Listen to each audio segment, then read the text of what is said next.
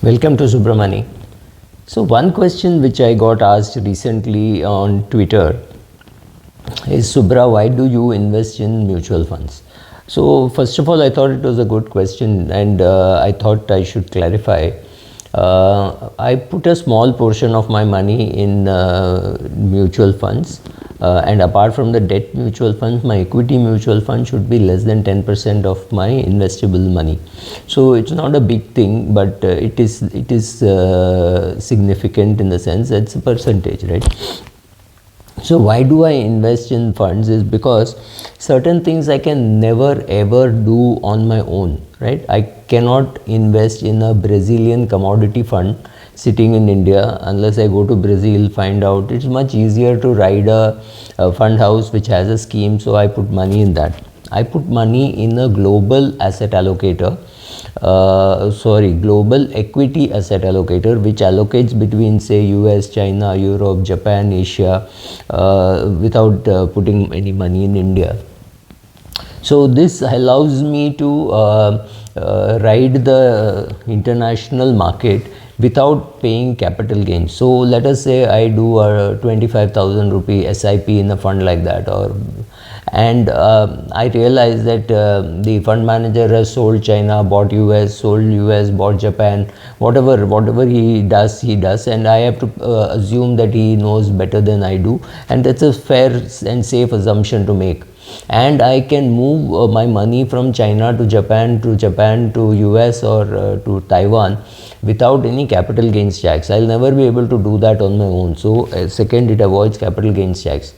Third, when I look at small cap and mid cap portfolios of many fund managers, some portfolios attract me and say, wow, I'll never be able to touch these kind of companies. I will never be able to reach so many small cap companies. So most small cap funds which anyway put 2-3% in one company look attractive to me. So therefore some small cap funds are also there in my portfolio. So largely something which I cannot do on my own. International diversification into very many small cap companies, right? So if there are 40 small cap companies or 100 small cap companies, 100 small cap companies in a portfolio, there is no way how I can reach that level of diversification in small cap, right? Small cap investing is very difficult, so I may end up with 3-4 companies, but reaching 100 companies in small cap is not going to be possible. Similarly, I look at some fund managers and say, wow, these guys are much superior to me. When I look at their portfolio, I think they're doing a much better job than what I can do. So I look at their portfolio. Sometimes I put money, sometimes I don't. I mean, sometimes I look at a very good portfolio and say, I wish I could put money, but I would have all that already in my portfolio. So if I have Sun Pharma, Coal India, NTPC, ONGC in my portfolio, then it looks very difficult to put money in a portfolio which has the same shares, or a portfolio which has got HDFC Bank, ICICI Bank, State Bank of India. Then you say, oh, I already have them, right? So in some such cases I don't put, but otherwise I do put. When I like a fund manager and I've had a longish relationship in terms of investing, for example in Prashant Jain's funds, I've been an investor since the year 2000, right? So similarly for Naren's funds, 2003, 2004, I've been an investor. Anand Radhakrishnan funds, when it was Shiva was managing it, and then Anand Radhakrishnan, and now some more people have been added. I think Venkatesh, fund manager, has been added. So these are funds where I've been there for a long time. I keep looking at their portfolios. There could be a lot of duplication. I mean, I also have Bharti Airtel. I think all three of them carry Bharti Airtel. You can't really avoid it if these are large cap funds. So some of my portfolio duplication happens, but still the total composition of that fund, how much of HDFC Bank they should have, how much of State Bank they should have, how much of Infosys and Wipro they should have, that's very helpful. So during bad times, in the sense that when I thought State Bank of India was not a good buy, it was very good to have been invested in Prashant Jain's funds, because the market was busy throwing brickbats and stones at him, and he went on relentlessly accumulating State Bank of India, which is paid off, right? So sometimes these act as contrarian to my portfolio. Sometimes it is just that I've had a relationship with those funds, so I've stayed there long enough. Some new fund managers have come in and they've done well, so I've invested. Some friend has become the CEO, so I have invested. So a lot of these reasons why I invest.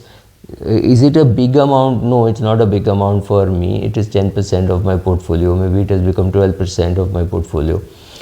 Fresh money also I do put in when I look at a fund and I say, oh, this is down 12%, so it is a good time to be investing. Doing something like that, investing in World Gold Fund, has helped me with good returns, because I've always invested when I've seen -12 or -18 in that fund scheme. So I said, wow, this is a good time to be putting in. So I don't do a systematic investment plan in a gold fund, but occasionally whenever I see an opportunity I put in. Similarly, I have a debt fund, which is a drawdown fund, which is going to be till 2045 is the maturity. And recently I heard of a fund house which is coming out with a scheme with 2055 maturity. 2055 maturity does not attract me, but for somebody who is 20 years younger than me or 10 years younger than me, that could be a good retirement fund. So, right, so some funds have a role to play in your lives. And once upon a time, for ATC benefit, I used to put money in ELSS. Even now I put money in ELSS, or I anyway put money in PPF, so that takes care of 1.5 lakhs. But still I put money in some ELSS which are performing well, saying, okay, at least here there is a lock-in, so people will not withdraw money. I like wrapper funds, which could be a retirement wrapper or a child plan, and I very bravely put my money into that for my retirement. I have done it.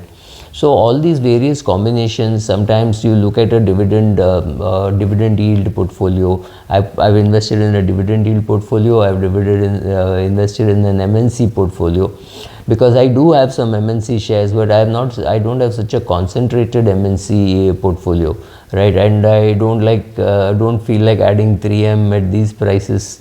Or so when I find a fund house has a fund scheme which has invested in Procter and Gamble and 3M and things like that, I find that as a better proxy than me trying to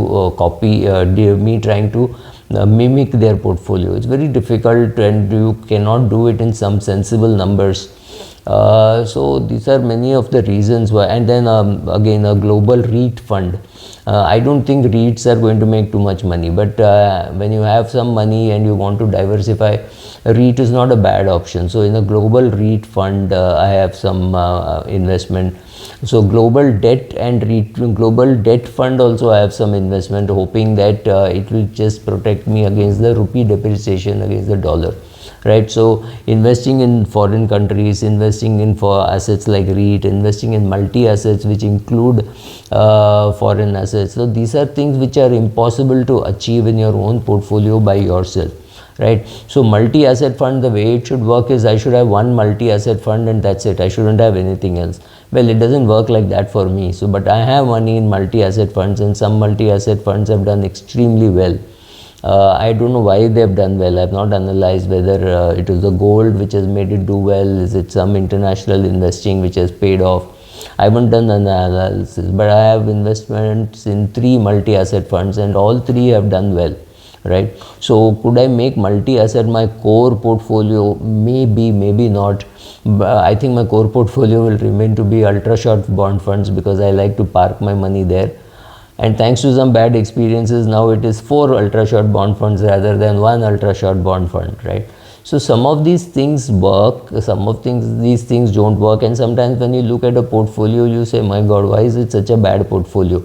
And then you don't invest. But sometimes you look at it and say, wow, this is such a well composed portfolio. So portfolio sizing, portfolio paring down when the company is doing extremely well are all very difficult. So some kind of a disciplined investing, again, mutual funds are helpful. So I do some SIPs, I do some lump sums. So yes, I do invest in mutual funds, and these are the reasons. Again, another important reason is friends saying, oh, I am running this fund or things like that, then you put some more money. So all kinds of combinations have worked while investing, and I've enjoyed the process of investing in mutual funds. I've got good returns. No doubt about that. So thank you.